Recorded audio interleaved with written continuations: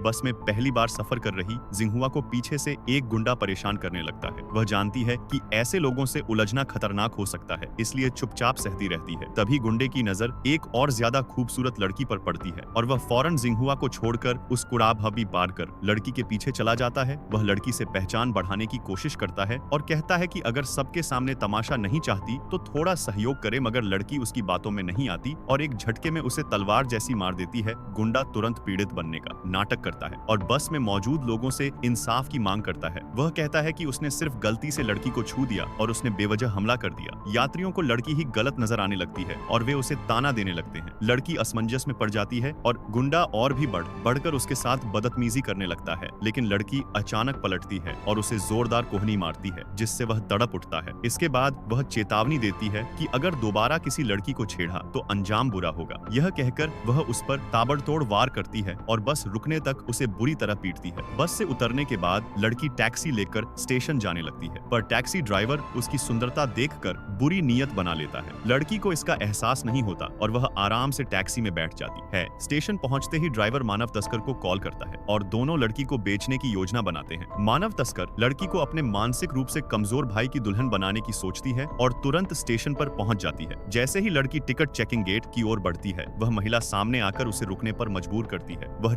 चिल्लाकर कहती है कि लड़की उसके पति को फंसा रही है और भीड़ जुटने लगती है। लड़की कुछ समझ नहीं पाती और सफाई देने लगती है कि वह किसी को नहीं जानती। लोग महिला की बातों पर यकीन कर लेते हैं और लड़की को बुरा भला कहने लगते हैं। लड़की गिड़गिड़ाकर कहती है कि वह निर्दोष है, लेकिन महिला उसके बाल पकड़ लेती है और थप्पड़ झड़ देती है। तभी टैक्सी ड्राइवर नाटक करता हुआ वहां आता है और महिला को अपनी पत्नी बताता है। वह बोलता है कि वह गलती से लड़की के झांसे में आ गया और सबके सामने पछतावा जताने लगता है। भीड़ लड़की को ही दोषी मानती है और उसे कोसने लगती है। तभी कोई आवाज देती है, सुशिया, किसी से मत लड़ो, पुलिस को बुलाओ। दरअसल लड़की एक गंभीर मानसिक रोगी है जो हाल ही में इलाज के बाद बाहर आई है। जब उसे दौरा पड़ता है तो वह किसी को भी नहीं पहचानती और हमला कर देती है। उसने अस्पताल में भी कई मरीजों को घायल किया था, लेकिन अब वह खुद को काबू में रखने की कोशिश कर रही है। पर जैसे जैसे लोग उसे परेशान करते हैं, उसका गुस्सा बढ़ता जाता है। वह कहती है कि अगर वह पागल हो गई तो सबकी जिम्मेदारी उन्हीं की होगी। लोग उसे उकसाते हैं, चिढ़ाते हैं और मजाक उड़ाते हैं, लेकिन लड़की बार बार कहती है कि उसे मजबूर न किया जाए। पर जब बात हद से गुजर जाती है तो वह खुद पर से नियंत्रण खो देती है और कहती है कि अब सब मरेंगे। स्टेशन में ट्रेन रवाना होने की घोषणा होती है, लेकिन लड़की चिल्लाती है कि उसे घर जाना है। वह खुद से जूझती है, दादी की याद करती है और दवा लेने की कोशिश करती है, मगर जब हर कोई उसे दबाने लगता है तो वह फट पड़ती है और कहती है कि अगर सब उसे राक्षस समझते हैं तो अब वह वैसा ही बर्ताव करेगी। वह सब पर टूट पड़ती है और कहती है, अब कोई नहीं बचेगा, आज सबका अंत होगा।